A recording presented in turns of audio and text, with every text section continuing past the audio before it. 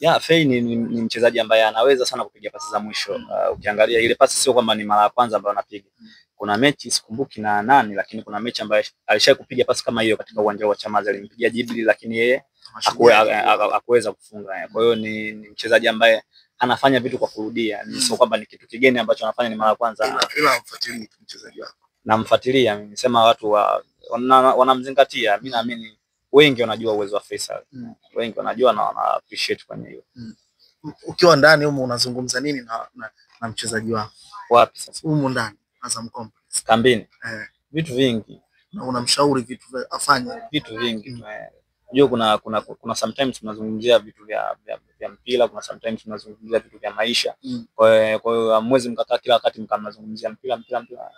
Kuna muda mnapiga tu stories za kawaida za maisha, kuna muda mnashauriana kwenye mambo ya mpira. Hivyo kwa stories zipo nyingi. Swali dogo tu mimi nataka kukuuliza. Ukiwa kama wakala, mimi najua unakuwa uko karibu sana na mchezaji wako, si ndio? Ndio. Hivi mchezaji wako kweli kwenye kupita kwake ulishasikia labda anataka kuoa, anataka kufanya hiki? Ushasikia hivyo wakala? Hana mpango. Mpango wa kuoa hana. Mpango wa kuoa mchezaji wangu hana kwa sasa. Kwa hiyo hana mpango wa kuoa. Wamvumilie kwa kipindi hiki. Bado atakakaa sawa ataoa. Nenda lakini. Wendi upo bado. Na sio yeye, wengi tu. Yaani mimi sijui Azamu nitaenda kwenye sherehe ya nani. Sijui. Kwa marafiki ambao ninao. Pata mtihani sana kushona suti. Suti kanzu sidhani kama nitavaa. Naona tamani kwa. Natamani niende kwenye sherehe za wenzangu. Lakini hawataki kuoa. Kwa hiyo wananichanganya, lakini miongoni mwa watu ambao unawamudu ni huyu mchezaji wako. Mbishi, mwenye kuwa mbishi. Hilo ushamshawishi? Kumshawishi mara nyingi. Mpaka kufunga ndoa. Unajua bwana, ndoa sio kitu cha kupukia. Unajua vitu kama hivyo ni vitu vya kujipanga. Maana yake mtu ambaye unaenda kumchukua ni mtu ambaye utakuwa unaishi naye kila siku. Yaani ambaye ukiamka asubuhi unamuona. Kwa hiyo lazima ufanye machaguzi sahihi. Huwezi kufanya vitu kama hivyo kama kwa kukurupuka au kwa miemko. Kwa hiyo unatakiwa utulize akili, chague mtu sahihi ambaye labda unashajua tabia zake au mmeshaelewana kitabia. Kwani mjomba akukupa mwaliko? Nani? Chilambo. Chilambo amenipa. Chilambo ndo tunasubiria. Naona tarehe zinazidi kusogezwa mbele sasa. Sijaiona nini kimetokea. Ilikuwa mwezi wa kwanza ushaisha, wa pili umeisha, tunatafuta wa tatu. Kwa hiyo tunasubiria suti yangu mpaka inaanza kupauka sasa. Iko ndani inapauka. Mwingine nani ambaye unamuona kabisa ana dalili za kuoa? Hapa ndani. Kwa Tepsi hapana. Mtoeni. Haya mtoeni kabisa. Rusajo. Sasa bado anakuja lakini bado. Kama anakuja fahamu hivi anakuja. Taki kurupuka. Bado lakini naye atakuja. Wapo. Labda sasa hivi labda Zidane anaweza kaoa. Zidane. Watu wako ndoa kitu rahisi sana. Kwa Zidane anataka kufanya chapo. Zidane anataka kuoa. Shapata hela zake bwana. Vifungu vipo vya kutosha, kwa hiyo ndoa soon. Hasa unajua ndoa zao hizo sio bei sana. Waislamu ndoa zao simple sana, tofauti na Wakristo. Wakristo watakufanya sherehe sio nini. Sema mimi naelewa watu wa Wakristo ambao hawataki kuoa mapema kwa sababu je, sisi ni mwanamke mmoja. Kwa hiyo yani ukishajichagulia fungu lako yani wewe ndio hilo. Kwa hiyo ndio maana sisi tunatuliza sana akili. Lakini ingekuwa sisi wenye 4 5 hivi, sangu kuta wengine wana wawili. Kwa hiyo sisi inabidi tulize sana akili. Kumbe nyewe mkurupuki, Wakristo hawakurupuki. Mpaka kifo kiwatenganishe, yani mpaka kifo. Sasa kama utaweza kumuua mwenzio Juma atuambia muda. Juma kaoa kwani? Huyo kaoa na watoto. Watoto wawili japokuwa mmoja sio wake. Ana watoto wawili, mmoja sio wake. Mmoja sio wake. Ila aliwapa kadi ya mwaliko. Huyo kaoana ndio. Unajua kuna tofauti, kuna kuoa na kufungia. Huyu kaoa zile sherehe za watu watatu, mchele kilo 1. Ndoa yake wewe. Kachukua yeye mjomba wake zina nani, mashahidi wawili na shehe imeisha. Kamaliza kwa mtindo. Kamaliza. Lakini wengine waliokuwa ndani kuoa, wanaoa wengi ni wafanyakazi wa ndani, lakini wachezaji mchezaji labda Sebo, nasema kaondoka, lakini Sebo ameoa juzi kati. Na ndo mwingine ambaye tunatarajia Chilambo. Yaani toka nakuja Azam ndo ndoa mbili ambazo tunazisikia kwa wachezaji. 2. Sebo na Chilambo bado. Chilambo kamvalisha na mke wake pete. Ila anapiga next. Kwa hiyo kwa hiyo ana mpango wa kujua kushambulisha pete max ndio mke wako inakuwa. Sasa ukishamvalisha pete kuna mawili hapa. Yaani kuna mawili. Inaweza akawa kwako au baadaye ukamwona mzuri zaidi ya yule afu kaona kama anakosea. Basi yeye kashamvalisha mtu pete. Kwa hiyo ana mtu ambaye tayari anaishi naye. Kwa hiyo wasimsumbue jamani wa dada. Wasimsumbue Chilambo. Tayari. Ana wake. Hivi ukimwangalia Yaya Zaidi, ukimwangalia Faisal, ukimwangalia Lusajo Mwekenda, ukimwangalia Tepsi Evans, ukimwangalia Abdul Sopu, ukaenda tena vile vile mbona umecheka? Shehe kumbe yupo. Malizia sasa muangalia Sopu. Alafu then narudi tena ukaenda kumwangalia tena mwingine Saaduni. Huyo naye anaweza kaoa Mbeso. Waarabu wananili sana za kuoa, yani wenzako kwenye kuoa fikiri sana. Huyo naye anaweza nikamweka kwenye mpango. Fikiria na Saaduni, mwingine nani ni sawa? Nado. Idi Nado. Tufanye hawa 7. Nani mwenye dalili hapa? Saaduni. Saaduni anaweza kaoa muda wote. Saaduni anaweza kaoa muda wote. Waarabu hawachelewi sana. Waarabu ni kuoa kwenye kuolewa, yani wanawahi sana. Kwa hiyo yani wenzako wafikiri sana. Ila Idi Nado? Nado sikaoa. Nado ana mke wake, lakini ndio sikusikia maswala ndo, lakini yani sina uhakika, lakini Nado ana mke wake. Faisal? Face sijui. Hata mke ana. Kwa hajaoa Faye. Kwa hajaoa bado. Mchumba anaweza kaa naye. Sasa mchumba bwana kwa mmoja? Ndio sijajua sasa. Sijana nikasema na watatu afu kumbe anaye mmoja akakama namsingizia. Kwa hiyo sijajua, lakini nahisi anaye. Mchumba anaye. Yaya Zaidi? Anaye. Ila kuoa mipango? Bado. Lusajo Mwekenda? Anaye. Kuoa mipango? Bado. Kwa katika hapo na wewe je? Malize na Tepsi anao. Mbona Tepsi naye? Anao. Wanawake. Mbona umeweka wanao? Anao Mbona wengi unajua tafsiri yake? Si ndio? Si mmoja wao, wengine wanasema anaye Tepsi anao. Sio mmoja. Wengi Tepsi anao. Mbeya, Shinyanga. Kocha huko yupo. Yupo sana. Kuna sisi Tepsi Kivu, alafu kuna sisi ambao tumetulia. Wewe umetulia. Wewe una. Mbona kuna wewe una? Mimi naye mchumba. Wewe unaye? Unaye au unao? Sina. Yaani wewe unao afu sina. Naye mchumba. Unaye. Hilo nani? Anaitwa nani hivi? Jina lake unataka kumloga tena? Au wengine wanaweza kujiuliza wako wengi. Yeye anajijua. Anajijua, yupo mmoja anajijua. Anajijua. So mkorofi pekee Azam FC. Nani kasema? Lusajo kanambia, Yaya kanambia, tena Yaya kazidi. Akanambia hujavunja ungo. Sio kweli. Kwa afungo anavunja wanawake, mwanaume anavunja ungo. Kanambia sasa. Yaya hajasoma juu ama swala shule au. Ungo anavunja mwanamke. Mwanaume avunji ungo. Yaya hajasoma. Hajasoma. Bwana tuanzie hapa. Nianzie kushoto kwangu au kulia kwangu? Ni wewe kwenye kuchagua ndipo utakapokutana na maswali yangu. Popote pale. Bwana niambie, michezo 20 ya ligi kuu ya Tanzania bara. Azam FC nafasi ya 3. Kwa namna ambavyo mnatazama ligi kuu ya Tanzania bara msimu huu ni ligi ya namna gani? Msimu huu ligi sio msimu, kadri ya siku zinazozidi kwenda na ligi yetu inazidi kuwa ngumu na inazidi kuwa bora. Kwa hiyo nikizungumzia kwa msimu huu ligi imekuwa ngumu zaidi kulinganisha na msimu uliopita. Bwana tuzungumzie mchezo ambao umemalizika, ambao ulichezeka katika dimba la Benjamin William Mkapa, dabi ya Mzizima dabi. Full time Simba 2, Azam Football Club 2. Tuambie zilikuwa ni dakika 90 za namna gani kwa upande wenu mkiwa kama wachezaji wa Azam Football Club? Zilikuwa ni dakika 90 ngumu na za kuvuja jasho kutokana na aina ya mpinzani ambaye tulienda kukutana naye. Tulikutana na mpinzani ambaye alikuwa bora zaidi na alikuwa na wachezaji bora. Kwa hiyo dakika 90 zilikuwa ngumu na tunashukuru kwa kile ambacho tumekipata. Sare pengine labda ilitosha kwenu?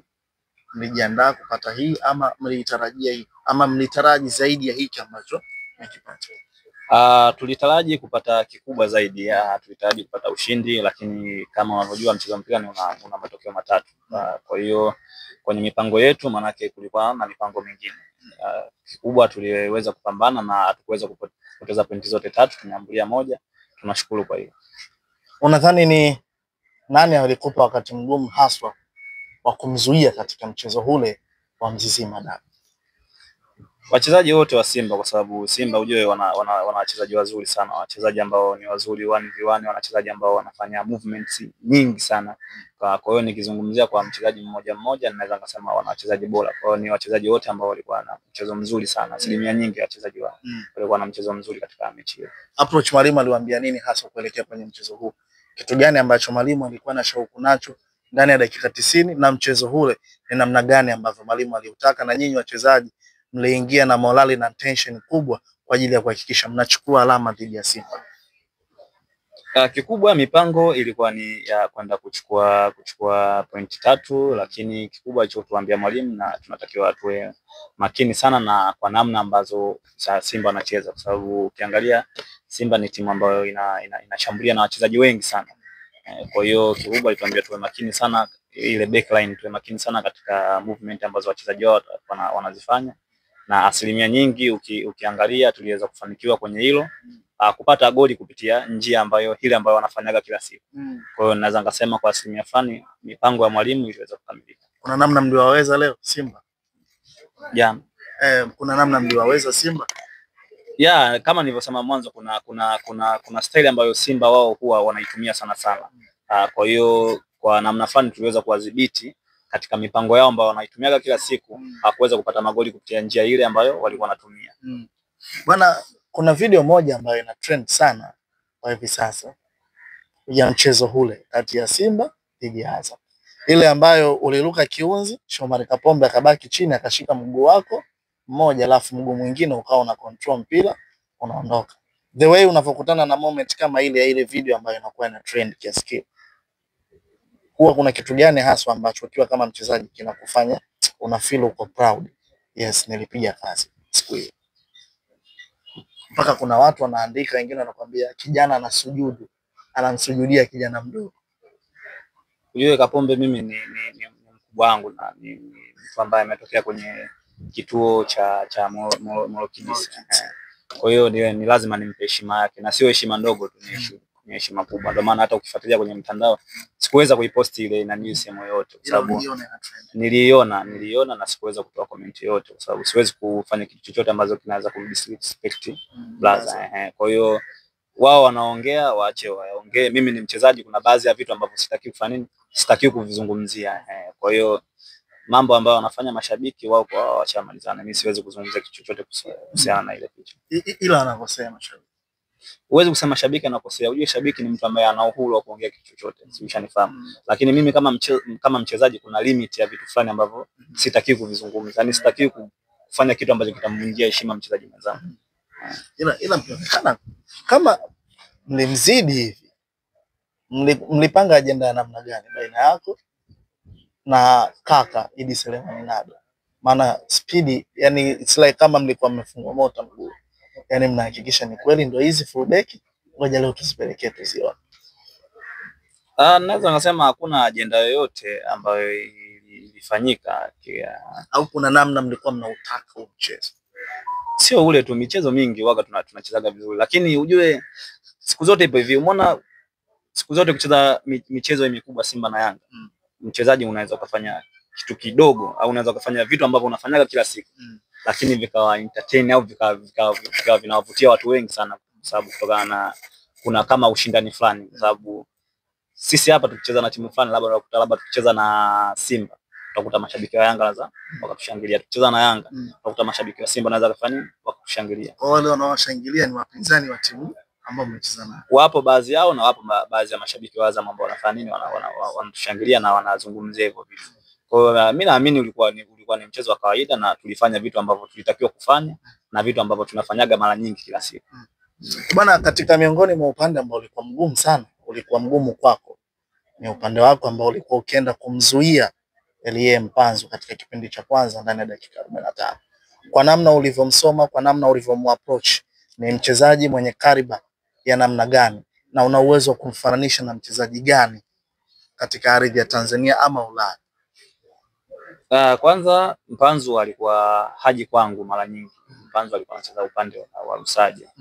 Lakini kwa kumzungumzia kwa vile ambavyo nilimwona moment ile ya kwanza anakwenda kuchomoa goli, sababu ndio alikuwa naye karibu. Mpanzu alikuwa acheza upande wangu. Mpanzu alikuwa anacheza upande wa Lusajo. Na hata ukifuatilia ile moment ya goli inatokea, manake Mpanzu alipita nyuma ya Yaya. Lakini mimi nilitoka upande wangu nikaenda kukutana naye eneo la box. Kwa hiyo kwa namna ambavyo ninaweza kumzungumzia Mpanzu, ni mchezaji mzuri. Ni mchezaji ambaye ana uthubutu, yani ni aina chache sana wachezaji ambao wanaweza kupata mpira afu wakaweza kumface back, yani 1v1 1v2, sio muoga kwenda. Kwa hiyo ni mchezaji ambaye ni mchezaji mzuri sana ambaye anaweza kuforce. Bwana, kuna siku tulishia kufanya mahojiano, aliniambia wewe ni wakala wa Faisal. Mchezaji wangu. Mchezaji wako. Bwana, mimi nataka tulizungumzie. Zungumzia ukiwa kama wakala, hebu izungumzie pass ambayo alitoa mchezaji wako. Ulimsajili kwa hela nyingi sana kumleta kwenye viunga hivi vya Azam Complex. Ukiwa kama wakala, unavomuona mchezaji wako akifanya vitu kama vile, unaona dau lake pengine labda ukimpeleka sokoni linaweza likawa zaidi ya lile? Na kwa namna siku zinazozidi kwenda, mchezaji wangu naona hela inazidi kuongezeka. Hela inazidi kuongezeka kwa sababu kutokana na vitu ambavyo anavifanya. Unamuelekezaga? Huaga natumia na nimewekeza, natumia hela nyingi sana mpaka mnaona afanya vitu kama vile. Kwa hiyo mimi kama wakala natarajia na mimi nipokee malipo mazuri ili nirudishe fidia zangu. Ulitarajia Sop share, sop jamani share macheni. Sop share. Sop share. Ila Yaya kasa Kinondoni, kwa hiyo haya mambo yake siyajui. Sop share. Yaya sop share. Yaya kuswali mpaka Ijumaa bwana. Mpaka Ijumaa mimi siwataki mashewa hivyo, siwataki. So ile saa 7, saa 10, na yeye mpaka Ijumaa ile ya wengi wanaenda wote. Ndio unamuona. Ndio naona Edinado. Nado na yule ndio hata Ijumaa anaweza siende. Msikitini Ijumaa naye kwa nadra sana. Anaweza siende mpaka Mgombani, wakati msikiti upo hapo nyuma. Wewe Faisal mara mwisho kwenda kumuona msikitini? Fei. Fei bwana, Fei anaendaga, lakini naye mpaka ndio kwa Mbinde, yani mpaka umwamshe. Ila ukimwacha tu amenaniliwa aende. Mara mwisho yani kumuona Fei. Naenda kuswali. Leo lini? Leo Jumatano. Ijumaa iliyopita sikuwa naye. Mara mwisho Fei sijui. Lakini anaendaga lakini sio mara nyingi. Mpaka hizo mara chache zenyewe ndio mpaka muende kumwamsha. Mzungumzie sana maneno ya Mungu ya kutishatisha, ndio unaona huyo anaenda kutia uzu. Kanzu yenyewe ana, unadhani kama atana kanzu. Anashinda kununua hata kanzu. Ana kanzu. Kipengele. Yaani vitu vidogo vidogo tu vya Mwenyezi Mungu hivi azingatie. Ana. Kitu gani anazingatia? Kitu gani anazingatia? Kula. Penda sana kula. Ila mimi najua apenda kula nyama. Sasa vyakula anavyokula sasa sio ambavyo ananunua vya watu. Vyakula vya watu anapenda sana. Vyakula vya watu. Yaani hivyo wewe umenunua, yeye aje kula. Yeye hapo fresh. Ila yeye za kununua ndo hapo ndo kwenye kipengele. Maana yake anichungulia sana. Sasa sija anajenga kiwanda Zanzibar. Anajenga kiwanda Zanzibar huko. Anajenga kiwanda Zanzibar. Anachungulia sana kama mchaga. Fei hata mchaga kampita. Fei mwisho. Fei mbai sana. Fei mbai. Kwa mara ya mwisho kula ila Fei kwa lini? Kipindi anakuja. Kipindi anakuja. Akiwa mgeni pale alikuwa ananipa sana yeye. Kile sasa hivi siokoti kabisa. Sasa hivi anaokota kwangu. Naona kama anarudisha zile hela zake zilizokuwa ananipa. Kama afanya malipizi vile sasa hivi. Kwa ile kipindi anakuja ilikuwa? Alikuwa ananipa hela. Ilikuwaje? Yaani akifika labda safari hivi za kwenda hivi mikoani, kuna safari ambazo tunasafiri na basi zile, kuna sehemu ambazo tunasimama na chakula alikuwa ananunulia hivi. Lakini sasa hivi anaanza kurudisha hela zake. Unasimama? Sasa hivi naye anaanza kuchukua hela zake. Sasa tatizo kinachuma anapiga airport. Unajua airport chakula bei. Chai unaweza kaambia 7,000 afu anaagiza vikombe viwili. Yaani hapo ndo kinachoniuma mimi. Ndio kinachouma. Anapiga mishindo ya maana. Vibaya. Hivi mimi nataka nimalize na hili. Ukiambiwa bwana mimi nimemuuliza Yaya, nikamuuliza Lusajo. Muuni humu ndani kuliko wote nani? Jibu alonijibu akanijibu Msindo. Sasa mimi kwa hiyo mimi nipo taratibu. Mimi nipo kila sekta tena. Mkorofi humu ndani nani? Nikaambiwa Msindo. Tena kile kingine ambacho kilikuja kwa kujidhihirisha, umekuja hapo kampiga fimbo lama. Umeona sasa yale nilokuwa nakwambia? Hapo umefika ukaanza kumtukana tena Juma. Juma nimemtukana? Juma yule pale. Eti nimemtukana? Umefika? Juma biashara zake za magendo. Lakini sasa kitu kingine ambacho nimekuja nikajaribu ngoja nje nikuulize, wewe kweli muone? Msela? Usela? Mimi sio msela, sina usela wote. Mimi church boy na usela tuna. Sio msela. Sio msela, sio muone. Unamsingizia. Labda kuongea tu, labda kuna nini. Unajua kuna muda kwenye utani. Lakini sina uuni wote na sijakaa sehemu yote ya kiuni. Kwa hiyo sio. Mara ya mwisho kumsikia Lusajo Mwaikenda anaenda kanisani kwa nini? Mara ya mwisho anaenda kanisani leo. Nakumbuka siri kwa kuna kanisa fulani hivyo kulikuwa na siku kulikuwa na sherehe. Kulikuwa na msosi. Ndo aliendaga. Aitafutaga mpaka nini siweza kitambaa. Aitafuta siweza kitambaa shida yake nyeusi nakumbuka. Yeye ndo mara ya mwisho aendaga kanisani. Baada hapo wakwenda tena. Na wewe mara mwisho kwenda kanisani? Mimi naenda sana. Kwa hiyo kwa matukio. Lusajo yeye mpaka kwa matukio. Mimi naendaga sana na ndugu yangu mmoja hivi. Mtumishi wangu mmoja Adolf naendaga naye sana. Walinialika kwenye kanisa ambalo nasaliji. Kwa hiyo na ambalo nipo pale sasa hivi. Ya zaidi nayo ndo mama wangu kuna msikitini. Yaya mpaka Ijumaa. Yaya Ijumaa naenda kusema kweli. Kila Ijumaa. Yaya naenda. Hana vipengele. Katikati hapo mpate. Nani shehe kitokea bwana ngoja tufanye leo ibada.